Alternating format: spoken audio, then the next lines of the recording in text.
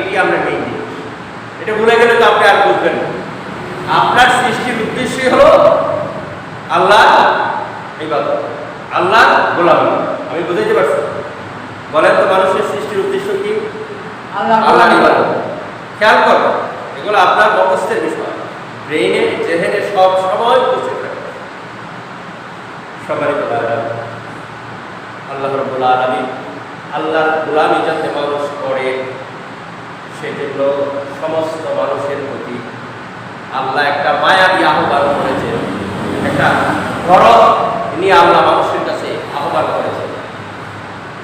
আমরা অনেক সময় অসহায় মানুষকে মানুষ লালন পালন করে না, করে অসহায় মানুষকে লালন পালন করে না। এটি দেখা যাবে যে আপনি একটা ধনাঢ্য ব্যক্তি একটা এতিম মানুষকে পাইছে, ওইটা লালন পালন করে, এটা শিক্ষা দীক্ষা দিয়া চাকরি বাকরি দিছে, এখন আর এক কথা শোনে না। এরকম হতে পারে না? হতে পারে তো? আল্লাহ রাব্বুল আলামিন আমাদেরকে আমাদের চোখ কান এবং মস্তিষ্কটা যাতে সচেতন হয় সেজন্য আল্লাহ বলে দিয়েছে, এই বিশ্বের মানুষেরা, তোরে আমি সৃষ্টি করেছি আল্লাহর ইবাদতের জন্য, তোরে আমি সৃষ্টি করেছি কি এমনি কি অবস্থায়। আমরা কি এমনি কি হয়েছি না আল্লাহ সৃষ্টি করেছি? সবাই আল্লাহর ভাষায় পৃথিবীতে যারা আল্লাহর গোলামি করে না, পৃথিবীতে যারা আল্লাহর হুকুম করে না, এরা হুকুম মানে না, এরা হলো সবচেয়ে দাম্ভী অহংকারী। যারা আল্লাহর হুকুম মানে না, আল্লাহর ভাষায় এরা কি? অহংকারী, এরা দাম্ভিক, এরা মাথা আল্লাহর কাছে নত হয়, তাহলে এরা কি? অহংকারী। এটা আল্লাহর ভাষা। আল্লাহ রাব্বুল আলামিন মানুষকে সচেতন করার জন্য, আমাদেরকে সচেতন করার জন্য আল্লাহ বলছেন, আল্লাহ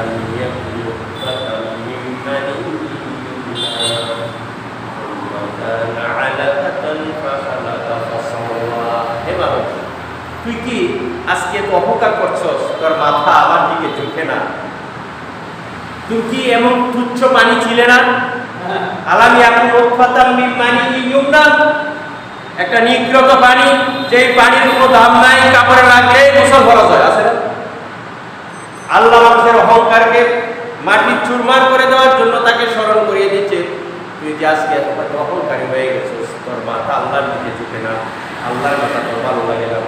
তুই কি এরকম ছিলে না যেটার কোনো দামই নাই? এরকম আসিল কিনা বলেন? এরপরে আল্লাহ বলছেন, তুই এরকম নিকৃষ্ট তুচ্ছ পানি ছিলেন যেটার কোনো দাম নাই, গায়ে লাগলে গোসল ফরজ হয়, এরকম তুই ছিলেন। খেয়াল আছে কি? তুচ্ছ। সেখানে তুই মানুষের পিণ্ড আমি করলাম, তারপরে আমি তোকে ভারসাম্যপূর্ণ একজন ব্যক্তিতে রূপান্তরিত করলাম। সুবহানাল্লাহ।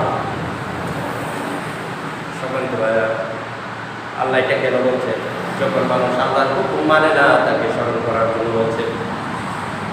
আমরা যেরকমটা বলি, ওই যে অসহায় কোনো বাচ্চাকে লালন পালন করার পর তাকে শিক্ষা দিলাম, আছে না এরকম?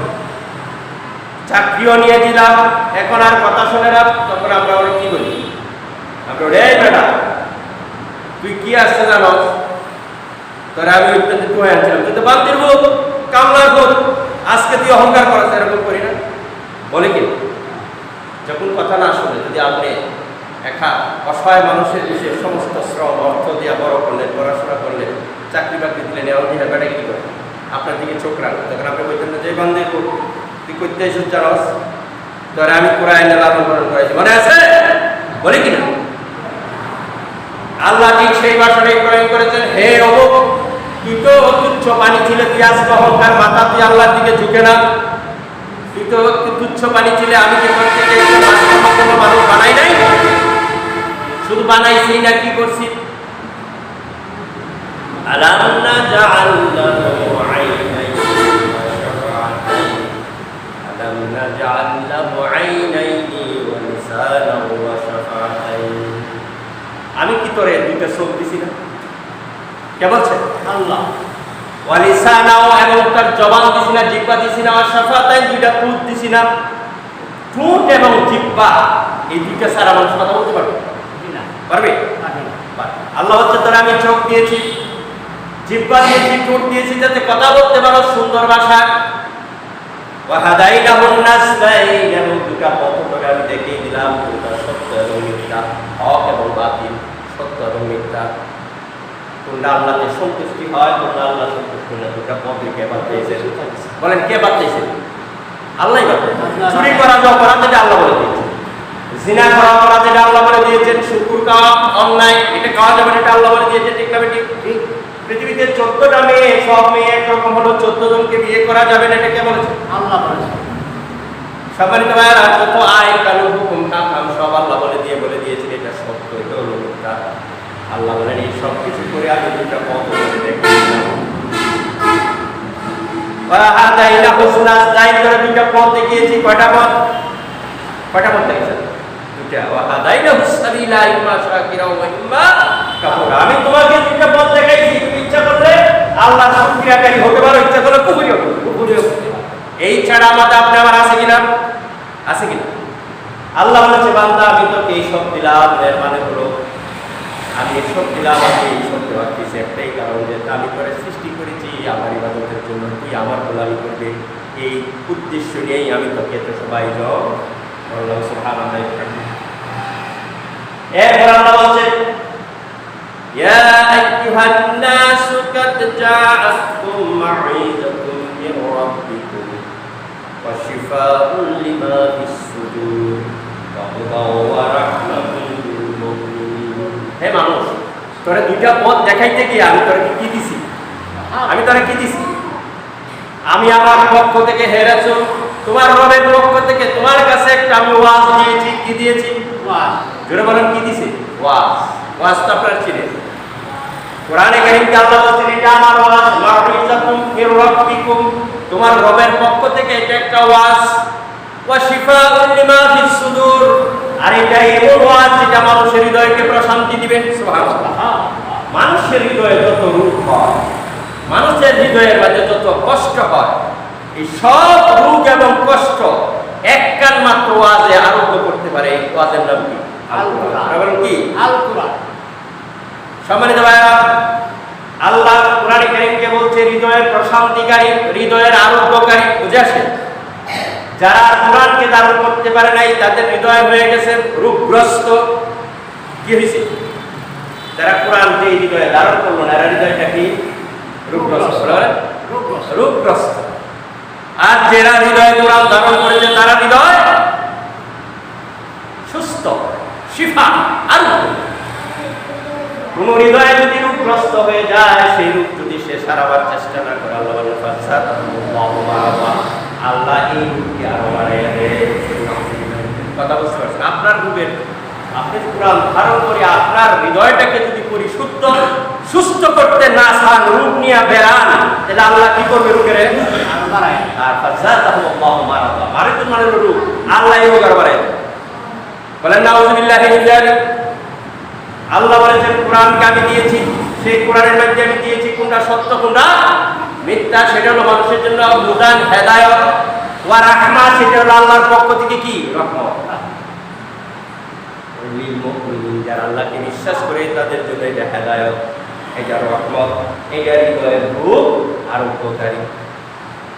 এরপর আল্লাহ বলে দিয়েছেন হে রাসূল কুল বিফাদলিল্লাহি ওয়া বিরহমাতিহি, তুমি বলে দাও এটা হলো আল্লাহর অনুগ্রহ এবং করুণা এবং দয়া। আল্লাহর পক্ষ থেকে तमाम পৃথিবীর মানুষের জন্য যে কোরআন নাযিল হয়েছে, সেটা হলো আল্লাহর পক্ষ থেকে কি? দয়া, অনুগ্রহ। আল্লাহ ইচ্ছা করলে কোনো কোরআন দিতেন না, কোনো পথ না দিয়ে মানুষ বানিয়ে দেন। মানুষ যা ইচ্ছা তাই করতো, চুরি করাকে ব্যবসা মনে করতো, খুন করাকে জায়েজ মনে করতো, নিজের মেয়েরও বিয়া করতো, যা ইচ্ছা তাই করতো, কারণ এতে কিছু জানে না। কি বলছেন? আল্লাহ হুকুম জারি করে আমাদের মধ্যে সত্য এবং মিথ্যাটা প্রকাশ করে দিয়েছেন। এটা আমাদের জন্য কিরকম? আল্লাহ বলছে এটা হলো তোর জন্য রহমত, এটা হলো তোর জন্য হেদায়েত, এটা তোর হৃদয়কে প্রশান্তি দিবে। এটা যদি তাকে তোর হৃদয় প্রশান্ত হয়ে যাবে। আমরা কি হৃদয় প্রশান্ত চাই না? সবাই বলে আরে মনে শান্তি নেই, বলি না? আল্লাহ বলছে এই শান্তির উৎস হলো আল কোরআন, আল্লাহর ওয়াজ। আল্লাহ রাসূলকে আল্লাহ বলে দিয়েছেন ও তুমি বলে যাও কুল বিফাদলিহি ওয়া বিরহমাতিহি, আল্লাহর রহমত এবং অনুগ্রহ হচ্ছে এই কোরআন। ফাবিযালিকা ফালিয়াফরাহু, এজন্য যারা তোমরা এটা ধারণ করেছো তোমরা খুশি হতে পারো, তোমরা কি আনন্দিত হতে পারো। আল্লাহ কাদেরকে আনন্দিত হতে বলছে? যারা কোরআনকে ধারণ করেছে। ওয়া খায়রুম মিম্মা ইয়াজমাউন, আল্লাহ বলে দিয়েছেন পৃথিবীতে যত মানুষ যা ধারণ করেছে, জমা করেছে, এই সব কিছু হতে এই কোরআন হলো সবচেয়ে বেশি উত্তম। সুবহানাল্লাহ। এখন আল্লাহ আমাদেরকে কোরআন দিলেন কিনা, ওয়াজ দিলেন কিনা? এই ওয়াজের মাধ্যমে আল্লাহ আমাদেরকে কি দেখালেন? সত্য এবং মিথ্যা। এই আমাদেরকে কি দেখাইছে এর মাধ্যমে বলেন তো? সত্য এবং মিথ্যা। এটা যদি করি রহমত পাবো, বরকত পাবো, হেদায়েত পাবো, হৃদয়ের শান্তি পাবো, সব কিছু পাবো, জীবনের যা কিছু দরকার আমি তা পেয়ে যাবো। সুবহানাল্লাহ। আর যদি এটা ছেড়ে দেন তাইলে আপনার জন্য কিছু উপহার আছে। সম্মানিত ভাইরা, আল্লাহ আপনারা জানেন কোরআনে কারীমকে আমরা বেশিরভাগ ক্ষেত্রে ছেড়ে দিয়েছি, ঠিক না বেঠিক? ছাড়ছি কিনা? আমরা কোরআনে কারীমকে আমাদের দেশে আইন কানুন হিসাবে মানি না, ঠিক না বেঠিক? রুসুম রেওয়াজের ক্ষেত্রে মানি না। না মানার কারণে আমরা অনেক ক্ষেত্রে ইসরাফ করি। ইসরাফ মানে সীমালঙ্ঘন। কোরআন মানলে আপনি সীমালঙ্ঘন করতেন। কি সীমালঙ্ঘন? আপনি দেখেন এই হাওড় এলাকায় 14 কিলোমিটার রাস্তা, 9000 লিটার কি বলে ওই রং দিয়ে রং লাগানো হয়েছে। এটা যদি খুব কল্যাণময় কাজ, আপনারা কি এটি কল্যাণ নয়? ইন্ডিয়ান মোবাইল এলাকা শয়তান, যারা সীমালঙ্ঘন করে এরা শয়তানের বন্ধু। 14 কিলোমিটার রাস্তা রঙিন করা হয়েছে, এটি কি মানুষের পেট পড়বে? এই রংগুলা যখন ধুয়ে মুছে হাওরে বিলুপ্ত হবে, তখন মাছে এটা খাবে। মাছে খাওয়ার পরে এই মাছ কেনা খাইব, মানুষে খাবে। যত রং কেমিক্যাল এগুলা যদি কোনো মাছের খাওয়ায়, এই মাছ যদি মানুষে খায়, ক্যান্সার হওয়ার সম্ভাবনা আছে। যত ক্যান্সার আসতে দেখে এই সবগুলা ক্ষেত্রে আমাদের বিষ প্রয়োগকৃত বিভিন্ন ধরনের ফল মূল শস্য খাওয়ার কারণে। বলে নাউজুবিল্লাহ, এত বিষ কি আগে কেউ দিছে? শস্য ধান সব কিছুতে গেলে বিষ আর বিষ, ঠিক না বেটি? এখন আমরা দিতেও বাধ্য। আরে আচ্ছা ফলনা বানাইলাম একটু বিষ যাক, এখন রাস্তা রং করিয়া যে হাজার হাজার লিটার বিষ পান করাইলাম মাছের। আরে এই মাছ মানুষে খাইব, কতখানি উপকার হয়েছে না? এদেশের বহু সরকারি গাড়ি আছে, এদের মধ্যে রং নাই, বহু রাস্তা আছে, চলার ব্যবস্থা নাই। এই যে রাস্তা দেখতেছেন, প্রতি বালু পাথর খালি ছিটায় গেছে, দেখতে পাচ্ছি প্রতি পাথর ছিটায় গেছে, হয়ে গেছে। আর এই পাথর শুধু শুধু মোটর সাইকেলের পিছনে লাগলে চাক্কা খালি এরকম করে, এবং অ্যাক্সিডেন্ট হয় প্রতিদিন। কালকে একটা অ্যাক্সিডেন্ট, আপনার চাক্কা ধরবেন একদিনকে যাবে গাড়িতে। কারণটা কি? কারণ ছোট নুড়ি পাথরের মধ্যে তো চাক্কা ঠিক থাকতে পারে না, এটা হলো লাভ। সরকারি বহু গাড়ি আছে, রং নাই। সরকারি বহু বাড়ি কোয়ার্টার আছে, রং নাই। বাইঙ্গা বাড়তেছে, গাড়ির কিছু নষ্ট হয়েছিল বা এইটা ঠিক করা দরকার। নতুন গাড়ি আনবো, নতুন গাড়ি আনার লাভ কি জানেন? কারণ 10 টাকারটা 15 টাকা দিলে 5 টাকা ওয়ার্ডে ঢুকবে, এই হলো লাভ। সবারই তো ভাইরা এতে করে লাভ হয়েছে। এই কোরআন না জানার কারণে এগুলো হয়েছে। আজকের বিভিন্ন দেশের বিশ্ববিদ্যালয়গুলো বিভিন্ন প্রযুক্তি আবিষ্কার করে, ফাইটার বিমান অমুক প্রযুক্তি কারা আবিষ্কার করে? যারা পড়াশোনা চান না বিশ্ববিদ্যালয় করে কি কারা আবিষ্কার করে? এগুলো কি হাল চল মানুষ আবিষ্কার করে? দোকানদার আবিষ্কার করে। এই বিভিন্ন ধরনের প্রযুক্তি, যুদ্ধে বিভিন্ন ধরনের অস্ত্র, এগুলো কারা আবিষ্কার করে? যারা দোকানদারেরা না যারা বিশ্ববিদ্যালয়ে পড়াশোনা করে পড়ায় এরা? কথা বোঝেন না? বিশ্বের বিভিন্ন বিশ্ববিদ্যালয়ে বিভিন্ন অধ্যাপক ছাত্ররা মিলায় বিভিন্ন ধরনের জিনিস আবিষ্কার করেছে, যেটা তাদের জীবনে কাজে লাগবে, দেশ রক্ষার জন্য কাজে লাগবে। সমস্ত বিশ্বের প্রায় দেশে 5 গ্রেডের জেট বিমান তারা বানিয়েছে। 5 গ্রেড, 1 নম্বর বাদ, 2 নম্বর বাদ, 3 নম্বর বাদ, 4 নম্বর বাদ, 5 নম্বর মানে লেটেস্ট মডেল। কথা বুঝাইতে পারছি? সেই বিমানগুলো দিয়ে তারা দেশকে প্রতিরক্ষার জন্য সাধনা করে যাচ্ছে। এখন বাংলাদেশের অবস্থান কি? বাংলাদেশের এই 2য় গ্রেডের জেট বিমান কোটি আছে, এটি দিয়ে চালায়। যদি 5 গ্রেডের বিমান দিয়ে কোনো আক্রমণ হয়, প্রতিরোধ করতে পারবে। এদেশের বিশ্ববিদ্যালয়ে কোনো বিজ্ঞানী কোনো জিনিস আবিষ্কার করছে আমরা জানা আছে। এই যে ইহুদিরা আমরা বলি না, এরা প্রতি 5 জনে একজন বিজ্ঞানী, প্রায় 5 জন 6 জন ব্যক্তির মধ্যে একজন বিজ্ঞানী। এত পড়াশোনা জানে, আর এই জন্য অস্ত্র এত মজবুত, এই জন্য অতি মানুষ টোটাল বিশ্বটাকে নিয়ন্ত্রণ। বাংলাদেশের বিশ্ববিদ্যালয়ে কি বানায় ঠিক সেটা আপনারা জানেন? ডালা, কুলা, পেশা, ভূত, বাঘ, ভালু, ঠিক না বেটি? এইগুলো হচ্ছে বাংলাদেশের বিশ্ববিদ্যালয়ের বড় ছেলেরা, এরা এইগুলো বানায় দেশ প্রতিরক্ষা করতে। আপনারা কি জানেন? দেশ প্রতিরক্ষা করতে ডালা, কুলা, সাবুন বানায় দেশ প্রতিরক্ষা করতে পারবে। এই বাঘ, ভালু, পেশা বানায় না। এগুলা কেন হয়েছে বলে তো দেখি? শিক্ষিত মানুষ বিশ্ববিদ্যালয়ে পড়ে কত মেধাবী ছাত্র, অনেকে তো চান্সই পায় না, ঠিক না বেটি? কত লড়াই করে চান্স পাইলো, যারা বানায় কি এই আবিজাবি বানায়, এরা রঙের খেলা খেলে, এরা সংস্কৃতি নামে অর্ধনগ নাচ দেয়, গান করে, অমুক ড্যান্স তমুক ড্যান্স, এরা রাত হলে বিভিন্ন নাইট ক্লাবে যায়, বিভিন্ন নাচ গান করে, এরা বলে পড়ুয়া শ্রেণী। এটা দেশের জন্য উন্নতি না অবনতি? এটা হলো কেন বলেন তো দেখি?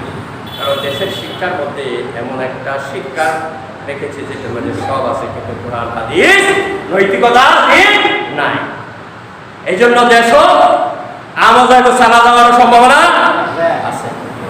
আমাদেরকে শিক্ষিত হয়েছে তারা ভূতপ্রেত বানাইবে বিশ্ববিদ্যালয়ের, আমরা বানাই বিভিন্ন ধরনের মোবাইল প্রযুক্তি, বিভিন্ন গ্রহ নক্ষত্র আমরা জানি, আর তোরা হয়তো বানাইবে। তার মানে জন্মগত গোলাম হইলে বাংলাদেশের মানুষ বলে নওয়াজুবিল্লাহ। এরা স্বাধীনতা, এরা নিজের স্বকীয়তা বজায় রাখার জন্য আচ্ছা ফেসা যে বানাইব, 90% মুসলমান। আপনারা বাপদা থেকে ফেসা বানাইছে? আপনারা বাপদা থেকে ফেসা বালুক বানাইছেন? আপনার বাড়িতে আছে এগুলো? আপনার ছেলে বানাইলো যে এটা অবশ্যই কারো মন্ত্র থেকে আসছে, অপসংস্কৃতি ইসলাম বিরোধী শক্তির মাথার থেকে আইসে। তোরা এটা বানাবে, তোরা বালাদিন চিন্তা করবে, বালাদিন চিন্তা করবো, তোরা এটা লয়ে থাকবে আর আপনি এটা লয়ে থাকবেন, নাচ গান মানে এইগুলো হচ্ছে তোরা। এগুলা কেন হয়েছে? এই যে আল্লাহ বলে দিয়েছেন হাদাই নাহুন নাস দাইন, আমি দুটো পথ থেকে যে সত্য এবং মিথ্যা সেটা আমি তোকে দেখালাম, আমি তোকে লুৎফা থেকে তোরে মানুষ হিসেবে করলাম আমার ইবাদতের জন্য। কিন্তু দেখা গেল কি তুই আমার সত্যটা গ্রহণ করতে পারিস নাই। যখন পারিস নাই তখন লানতটা কি পরকালে দিছে না ইহকালেও দিবে? বলেন ইহকালেও দিবে। এই যে প্রথম লানত হলো আমরা খালি অপব্যবহার করো, খাবার থাকবে না, রং লাগাবো রাস্তায়, খাবার থাকবে না, সরকারি গাড়ি রং থাকবে না, রাস্তায় রং থাকবে, রাস্তায় কোনো ভালো মানের কি বলে ওই যে পিচ দোনা থাকবে না, কারণ টাকা তো ব্যয় হয় অন্য জায়গায়, এইটা দিয়েই হবে। ইসলাম এটা শেখায়, কি বলে যে তোমাকে সীমা লঙ্ঘন করা যাবে না। আপনি আফগানিস্তান দেখেন, ওই যে আফগানিস্তানের মরুভূমিতে তারা নদীকরণ করছে, আল্লাহু আকবার, বিশ্বের মাঝে নদীর সাপোর্ট করছে, মরুভূমিতে তারা নদী বানায় সকল মরুভূমি চাষ করতেছে, আল্লাহু আকবার। বাংলাদেশে কি লইলে নদী বানাইতো, এই বুথপেট বানাই এটা লইয়া সারা দেশ মারতে থাকে, কি বলে? সম্মানিত ভাইরা, এই জন্য আমাদেরকে কোন দিকে আসতে হবে বলেন? কোন দিকে আসতে হবে? কোরআনের দিকে আসতে হবে, নাই ইহকালো লস, পরকালো লস।